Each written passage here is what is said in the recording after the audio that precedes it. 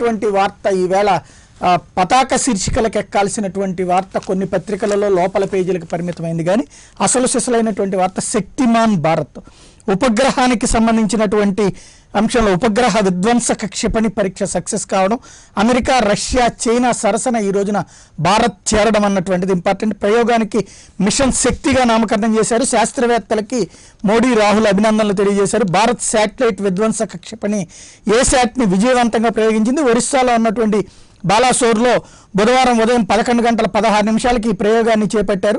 ప్రతి దేశ చరిత్రలో ప్రజలు చాలా గర్వపడే, భవిష్యత్ తరాలపై గొప్ప ప్రభావం చూపెట్టే ఘటనలు కొన్ని చోటు చేసుకుంటాయి. ఈ రోజు జరిగిన ఏశాట్ ప్రయోగం అట్లాంటిదే అన్నటువంటిది ప్రధాని మోడీ సందేశం. అయితే ఆ తర్వాత రాహుల్ గాంధీ దాన్ని అభినందిస్తూ మరొక వైపున వెటకారంగా థియేటర్ డే శుభాకాంక్షలు అంటూ కూడా కామెంట్ చేశారు. ఇంకొక వైపున 2012లోనే ఈ అంశంకి సంబంధించి క్లియరెన్స్ కోసం ప్రయత్నిస్తే నాటి ప్రభుత్వం అంగీకరించలేదని, 2014 తర్వాత అంగీకరించడంతో నిశ్శబ్దంగా ఈ కార్యక్రమాన్ని నిర్వహించామని చెప్పి స్వయంగా సాంకేతిక నిపుణులైనటువంటి సారస్వత్ ప్రకటించడం అన్నటువంటిది ఇక్కడ ఇంపార్టెంట్. ప్రధానమైనటువంటి అంశం భారతదేశం ఈ రోజున ప్రపంచ దేశాల సరసన గర్వంగా నిలబడేటువంటి ఒక అరుదైనటువంటి అదృష్టానికి నోచుకుంది. ఒకప్పుడు పోఖ్రాన్ అణుపరీక్షలు ఇందిరాగాంధీ స్టార్ట్ చేసి ఆమె ఎలా ఘనత సాధించారో, ఆ తర్వాత ఆ సందర్భంలో మిగతా పరీక్షలు చేయకుండా ఇతర దేశాలు అడ్డుపడితే దానిని నిరోధిస్తూ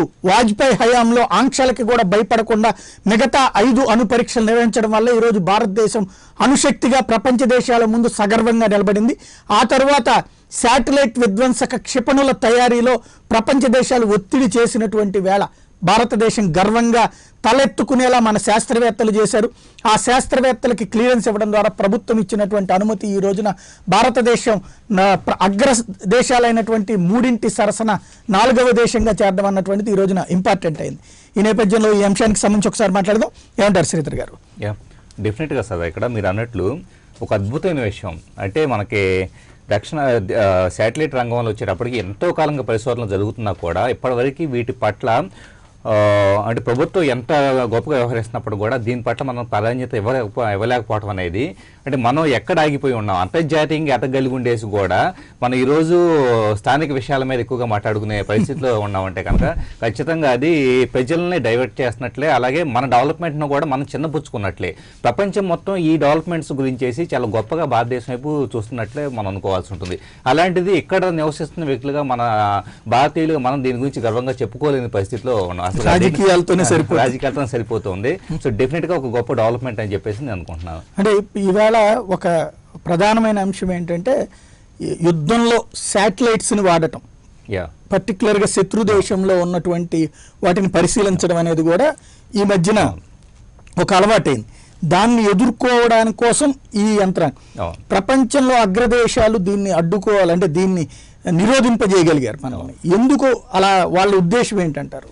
అంటే ఇక్కడ బేసికల్గా ఏంటంటే ఇంతకుముందు మీరు అన్నట్లుగా డ్రోన్స్ను యూజ్ చేయడం ద్వారా కావచ్చు, ఇంకా లేటెస్ట్ టెక్నాలజీని యూజ్ చేయడం ద్వారా కావచ్చు, ఇలా మానిటరింగ్ మెకానిజం, టెక్నాలజీని యూజ్ చేసి మానిటరింగ్ మెకానిజం వస్తున్నప్పుడు సో అలాంటి చర్యలని అడ్డుకోగలిగే విధంగా వీటన్నిటిని మన డెవలప్మెంట్ అనేది ఉంటుంది. ఇక్కడ వాస్తవంగా ఈ రంగంలో అంతరిక్ష పరిశోధనలో కావచ్చు, లేకపోతే రక్షణ రంగంలో కావచ్చు, వీటన్నిటిలో 1 by 1 ఇంటర్లింక్డ్గా వాడుతున్న సమయంలో వీటిని మిగతా దేశాలు హర్షించడం కావచ్చు, యాక్సెప్ట్ చేయడం కావచ్చు. భారతదేశాన్ని చాలా దశాబ్దాల పాటు ఈ రంగాల్లో తనకు తాను స్వయం శక్తిగా ఎదుగుతూ వచ్చింది తప్పించేసి మిగతా దేశాలు చాలా సందర్భాల్లో అనగడొక్కాలని ప్రయత్నిస్తూ ఉండే. సో ఖచ్చితంగా ఈ రోజు డెవలప్మెంట్ నిజంగా మనం స్వయం సిద్ధంగా తయారు చేసుకున్నదే. మనం ఇక్కడ చూసిన శ్రీహరికోటలో ఇంతకుముందు చేసిన డెవలప్మెంట్స్ దగ్గర నుంచి మనం చూసుకుంటే ఒకప్పుడు సైకిళ్ళ మీద లేకపోతే ఎడ్ల బండ్ల మీద శాటిలైట్స్ తీసుకెళ్లే స్టేజ్ దగ్గర నుంచి ఈ రోజు మనం ఇంతకు ఎదుగున్నామంటే కనుక డెఫినెట్గా దీన్ని ఫస్ట్ ఆఫ్ ఆల్ మిగతా దేశాలు హర్షించలేదు. ఎప్పటివరకు కూడా చైనా కావచ్చు, యుఎస్ కావచ్చు, ఎవరు కూడా హర్షించలేదు. అయినా కూడా మనం ఎదుగుతూనే ఉన్నాం. సో దీన్ని గనక పీపుల్ అలాగే సమాజం అనేది గొప్పగా తీసుకోగలిగితే కనుక కనీసం ఆ సైంటిస్టులు కావచ్చు, లేకపోతే ఆ రంగంలో పనిచేస్తున్న వాళ్ళకి మనం ఎంతో కొంత క్రెడిట్ ఇచ్చిన వాళ్ళం అవుతామని చెప్పేసి అనిపిస్తుంది. అంటే మన దేశానికి మిగతా దేశాల్లో ఉన్నటువంటి తేడా అట్లాగే ఒక చేస్తే ఇతర దేశాల్లో వాళ్ళకి చాలా గొప్ప స్థాయికి చేరామనేటువంటిది వాళ్ళందరూ గర్వంగా ఫీల్ అవుతుంటారు. మనకు వచ్చేటప్పటికి ఇందులో రాజకీయాలు ఎత్తుక్కుంటారు. రాజకీయాలు కనపడుతూ ఉంటాయి. అంటే రాజకీయాలు అంటే అక్కడ డెవలప్మెంట్ ఏంటి, ఆ డెవలప్మెంట్ వలన మనకి ప్రపంచంలో ఎలాంటి గుర్తింపు వస్తుంది అన్న దానికన్నా కానీ ఆ డెవలప్మెంట్కి ఈ ప్రజెంట్ ఏ ప్రభుత్వం కేంద్రంలో ఉంది, సో ఆ ప్రభుత్వం ఎందుకు తీసుకొచ్చింది, ఎలక్షన్ గురించి ఇదేదో డైవర్ట్ చేయడానికి తీసుకొచ్చి, ఎలాగంటే రకరకాల ఊహలు వస్తూ ఉంటాయి. అంటే మనకి ఒక డెవలప్మెంట్ను కూడా యాక్సెప్ట్ చేయగలిగే విధంగా మనం లేకపోవడం అనేది ఒక దారుణమైన విషయం. డెఫినెట్గా మనకి ఈ పర్టికులర్ రంగాల్లో అంతరిక్ష పరిశోధనలో కావచ్చు, రక్షణ రంగాల్లో ఇది మైల్ స్టోన్గా అయితే కనుక చెప్పుకోవచ్చు. సో దీని గురించి మనం ఇంకాస్త డెవలప్మెంట్స్ రావాలని, ప్రజల్లో కూడా చైతన్యం పెరగాలని చెప్పేసి, నిజమైన అభివృద్ధి అన్నా కానీ నిజంగా మన అంతర్జాతీయంగా అభివృద్ధి చెందిన దేశంగా ఎదుగుతున్నాం అన్న దానికి ఇది ఒక సంకేతంగా మనం భావించవచ్చు. రైట్. ప్రస్తుతం రఘునందన్ స్పేస్ టెక్నాలజీ ఎక్స్పర్ట్ మనతో ఫోన్ లైన్లో సిద్ధంగా ఉన్నారు. రఘునందన్ గారు నమస్తే. రఘునందన్ గారు నా మాట వినపడుతుందండి? వినపడుతుంది. నమస్తే, నేను సాయిని మాట్లాడుతున్నానండి. అవునండి సాయి గారు. ఈవేళ ఈ శక్తిమాన్ భారత్ తయారైంది అనుకోవచ్చా? శక్తిమాన్ భారత్ అనేది ఎప్పుడో దీనికి పునాదులు పడ్డాయండి. అండ్ అటువైపు మనం వెళ్తా ఉన్నాం. ఎప్పుడైతే మన భారతదేశం అంతరిక్ష ప్రోగ్రామ్ ని ఒకటి మన భారతదేశానికి అవసరం అని చెప్పి ఎప్పుడైతే 1962లో అనుకున్నాము, ఎందుకంటే అప్పట్లో మొదలు పెట్టినప్పుడు ఆ పరిస్థితులు మనం చూడాలి. అమెరికా, రష్యా వాళ్ళు ఒకరిపైన ఒకరు పై చేయి తీసుకురావడానికి వారు అంతరిక్ష విజ్ఞానాన్ని వాడదాం అనుకున్న పరిస్థితుల్లో మన భారతదేశం సామాన్య మానవుడి దైనందిన జీవితాన్ని మెరుగుపరచడం అనేది ఉద్దేశంతో మనం పెట్టామండి. సో బహుశా ఆ ప్రయత్నమే ఈ రోజు ఇన్ని మనకి ఫలితాలు ఇస్తున్నాయి. ఎందుకంటే ఒక పేద దేశం, అండర్ డెవలప్డ్ కంట్రీగా ఉన్నప్పుడు అసలు మీకెందుకు అంతరిక్ష ప్రోగ్రామ్ అన్న ప్రశ్నలు చాలా మంది వేశారు అప్పట్లో. సో డెఫినెట్ గా ఆ పరిస్థితుల్లో మన దేశం ఒకవేళ అభివృద్ధి చెందాలి, ఒక సూపర్ పవర్ కావాలి, లేదా ఉన్న శక్తులకి మనం ఒక ధీటుగా ఉండాలి అంటే మనకి అంతరిక్ష విజ్ఞానంలో ఒక ప్రోగ్రామ్ ఉండాలనేది ఏదైతే అనుకున్నారు చూసారండి, అది డెఫినెట్ గా వాజ్ ద మెయిన్ ఫౌండేషన్ అని చెప్పుకోవచ్చు అండి. ఈ శాటిలైట్ విధ్వంసక క్షిపణి ఏ మేరకు ప్రయోజనం ఉంటుంది అంటే, సాధారణంగా మేము చదువుకున్నటువంటిదో లేదా తెలుసుకున్నటువంటి పుస్తకాల ప్రకారం చూస్తే భూమి తన చుట్టూ తాను తిరుగుతూ ఉంటుంది. ఆ తిరిగేటువంటి లెక్కల్ని, ఈక్వేషన్స్ని బేస్ చేసుకుని మనం శాటిలైట్ని పంపిస్తాం. అంతరిక్షంలో ఏ గ్రహాలకు ఆ గ్రహాలకు సంబంధించినటువంటి చలనాలని గ్రహిస్తూ మనం పంపించినటువంటి శాటిలైట్లు దాని మీద కాన్సన్ట్రేట్ చేసేటువంటి సందర్భం ఉంటుంది. అంటే హై స్పీడ్తో వెళ్తూ ఉండేటువంటి దానికి అనుగుణంగా ఇప్పుడు అలాంటి శాటిలైట్ని, అంటే అట్లా భూమి గుండ్రంగా తిరుగుతున్నటువంటి క్రమంలో ఉండేటువంటి శాటిలైట్ను ధ్వంసం చేయాలంటే దాని క్యాలిక్యులేషన్ అంతకంటే సీరియస్గా ఉండాల్సి ఉంటుంది. అట్లాంటి స్టేజీని మనం ఏ విధంగా లెక్క కడుతున్నాం, ఇలాంటిది మనం సాధించగలమని ఇంతకు ముందు అనుకున్నారా? అయితే దీని లెక్కలు చాలా సింపుల్ గా ఉన్నాయండి. కాకపోతే అంటే ఈ శాటిలైట్స్ ని అవి పనిచేసే పనితీరుని కనుక మనం చూసినట్లయితే, లాంచ్ పనితీరు చూస్తే అవి చాలా సింపుల్ గా ఉన్నాయి. కాకపోతే అట్లాంటి ఉపగ్రహాలని మనం పేల్చే ఏదైతే సిస్టమ్ ఉందో అది ఇంతవరకు ఎవరు కేవలం కొన్ని దేశాలే టెస్ట్ చేస్తాయి. 3 దేశాలు మాత్రమే. చాలా సింపుల్ గా దీన్ని అర్థం చేసుకోవచ్చు. ఏమవుతుందంటే మనము పంపించే మాక్సిమం శాటిలైట్స్ మనం మన శ్రీహరికోట నుంచి పంపిస్తాం, పిఎస్ఎల్వి లేదా జిఎస్ఎల్వి ద్వారా పంపిస్తామండి గ్రహాన్ని. అయితే ఈ మనకి ఉపగ్రహాలు 2 రకాలుగా మనం ప్రవేశపెడతాం. ముఖ్యంగా ఒకటి లో ఎర్త్ ఆర్బిట్, ఒకటేమో జియోసింక్రనైజ్డ్ శాటిలైట్ ఆర్బిట్ ఒకటి ఉంటుంది. లో ఎర్త్ ఆర్బిట్ అంటే భూమి నుంచి 250 కిలోమీటర్ నుంచి 1000 కిలోమీటర్ దూరంలో ఉన్న ప్రాంతంలో ఉండి పనిచేస్తాయండి అవి. అదే విధంగా మనకి భూమి నుంచి 36,000 కిలోమీటర్ల దూరంలో ఉండే ఒక ఉపగ్రహం ఉంటుంది. అంటే భారీ కమ్యూనికేషన్ శాటిలైట్స్ అన్ని మీకు 36,000 కిలోమీటర్లు పెడతాం. అయితే మాక్సిమం విశ్వాసంగా మనం ఉపగ్రహాలన్నీ తీసుకుంటే ఇవి లో ఎర్త్ ఆర్బిట్ లోనే ఉంటాయి. అయితే లో ఎర్త్ ఆర్బిట్ లో ఉన్న ఉపగ్రహాల లెక్క ఏమిటి అంటే అవి సెకండ్ కి దగ్గర 7.9 కిలోమీటర్ల వేగంతో ప్రయాణం చేయాలి భూమి చుట్టూ. అది అంత వేగాన్ని కనుక మెయింటైన్ చేస్తేనే అవి భూమి కక్షలో ఉంటాయి. సో అంటే దీన్ని మామూలు దీన్ని ఎట్లా అర్థం చేసుకోవాలంటే ప్రతి 90 నిమిషాలకు ఒకసారి, అంటే ఏదైనా ఉపగ్రహం మనం లో ఎర్త్ ఆర్బిట్ లో పెడితే భూమి కక్షలో ప్రతి 90 నిమిషాలకు ఒకసారి అది భూమిని చుట్టేస్తున్నాయి.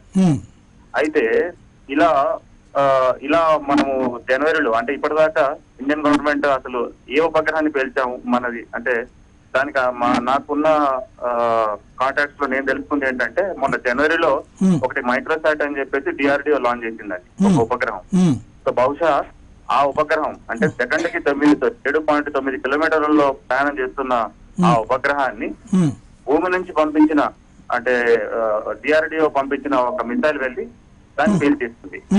సో అయితే ఇక్కడ భూమి నుంచి పంపిస్తున్న మిషన్స్ కూడా ఎట్లా ఉంటుందంటే అండి, ఇది కూడా మనం మిసైల్ కానీ రాకెట్ ని కానీ మనం పంపించాలి అంటే అంతరిక్షంలోకి, అది మెల్లమెల్లంగా అంటే మొదటి స్టేజ్ లో 2 కిలోమీటర్లు, తర్వాత 4 కిలోమీటర్లు, ఫైనల్ గా 7 నుంచి 8 కిలోమీటర్ల వేగాన్ని అది అందుకోవాలన్నమాట.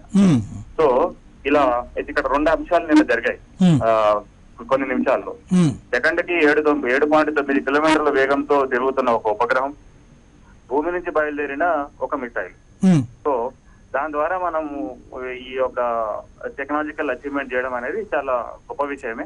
రైట్. సో ఈ మైక్రోసాట్ దేనికోసం అని చెప్పి ఆనాడు స్పెసిఫై చేశారు?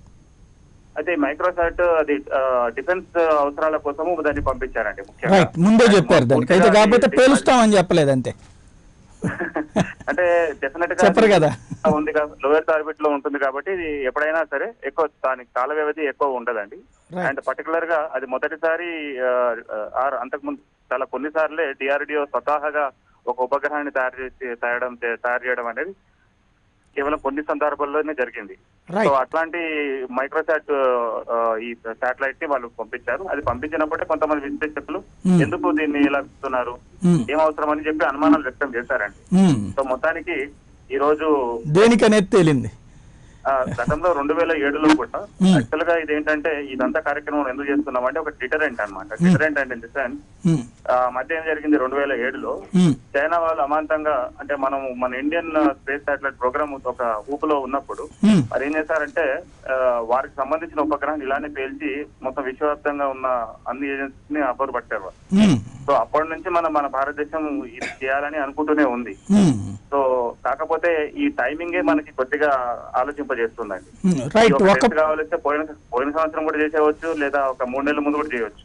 ఇప్పుడు ఎలక్షన్ కోడ్ అనౌన్స్ చేసిన తర్వాత ఇట్లాంటి టెస్ట్ చేసేసి మళ్ళీ దానికి ఒక డ్రామాటిక్ గా నేషన్ అడ్రస్ చేస్తూ స్టేట్మెంట్ ఇవ్వడం అనేది అది ఒకటే కొద్ది బాధాకరం అనేది చెప్పుకోవచ్చు ఈ మొత్తం అన్ని ఆస్పెక్ట్స్. రైట్. ఇక్కడ స్పేస్ లో ఈ ధ్వంసమైనటువంటి శకలాలు అవి ప్రమాదకరంగా మారుతాయి. ఫ్యూచర్లో ఇట్లా తయారైతే అంతరిక్షం కూడా ఒక యుద్ధ రంగం అవుతుంది అనేటువంటిది కొంతమంది పర్యావరణవేత్తలు మాట్లాడుతుంటారు. ఎంతవరకు ఫ్యాక్ట్ అది?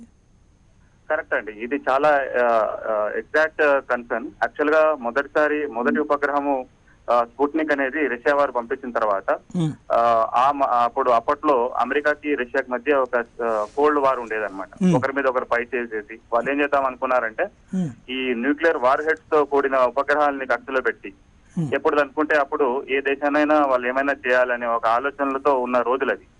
అట్లాంటి పరిస్థితుల్లో ఐక్యరాజ్య సంఘం ఏం చేసింది అంటే United Nation organisation for outer space applications అని, యుఎన్ కూపర్స్ అని, అంటే ఈ భూమి వాతావరణం కానివ్వండి, చంద్రుడు కానివ్వండి, అంతరిక్షంలో ఉన్న ఏ ఖగోళ ఆబ్జెక్ట్స్ అయినా సరే ఈ విషయంలో ఉన్న ప్రతి ఒక్క మానవుడి ఒక సొత్తు. ఈ ఏ ఒక్క దేశం కూడా వారు దాన్ని వారు కొంతమంది చెప్పుకోవడానికి అవకాశం లేదు. అంటే బాహ్య అంతరిక్షం కానివ్వండి, చంద్రుడు కానివ్వండి, అండ్ అక్కడ ఏమైనా ప్రయోగాలు చేస్తే అది శాంతిపూర్వకమైన కార్యక్రమాల కోసం మాత్రమే చేయాలి అనే ఒక నిర్దిష్టమైన ట్రీటీ అనేది అప్పట్లోనే వచ్చిందండి. ఐక్యరాజ్య సంఘం తీసుకుంది. అది తీసుకున్నది కాబట్టి ఈ రోజు అంతరిక్షం ఇంకా సేఫ్ గా ఉందని చెప్పుకోవచ్చు. అయితే దానికి తూట్లు పొరుస్తూ 2007లో చైనా వాళ్ళు అంటే అప్పటిదాకా సవ్యంగా నడుస్తున్న పరిస్థితుల్లో సడన్ గా వాళ్ళు టెస్ట్ చేసేసేసి వారు ఏదో గొప్పలు చెప్పుకోవడానికి ట్రై చేశారు. సో డెఫినెట్ గా అప్పటి నుంచి ఇప్పటిదాకా మన భారతదేశం కూడా సరే మీరు చేయగలిగితే మేము చేయగలుగుతాం అంటే వారి దురుద్దేశం ఏమి అని అప్పట్లో ఏమన్నారంటే ఇప్పుడు భారత్ అంతరిక్ష రంగంలో స్పేస్ టెక్నాలజీ యూజ్ చేసుకొని ఎంతో అభివృద్ధి చెందుతా ఉంది. అయితే అప్పుడు చెప్పకనే వాళ్ళు ఏం చేశారంటే చైనా వాళ్ళు మేము తలుచుకుంటే మీ ఉపగ్రహాన్ని ఏమైనా చేయగలుగుతామని వారు చెప్పారు అప్పుడు. సో ఈ రోజు మనం వాళ్ళకి జవాబు చెప్పాం. Right. Thank you very much అండి రఘునందన్ గారు. ఇది పరిస్థితి మొత్తం మీద ప్రధానమైనటువంటి అంశం. భారతదేశం మరొక ఘనత సాధించింది. ఆ ఘనతలో శక్తిమాన్ భారత్గా ఆవిర్భవించింది. స్పేస్ టెక్నాలజీలో ఎక్స్పర్ట్స్మే కాదు, స్పేస్ అనేటువంటి దాన్ని పాజిటివ్కే వాడతాం. అదే సందర్భంలో స్పేస్ని దుర్వినియోగం చేసేటువంటి వాళ్ళకి ధీటైన జవాబు చెప్పడానికి తగినటువంటి ఆయుధ సామాగ్రిని కూడా మన దగ్గర ఉందన్నటువంటి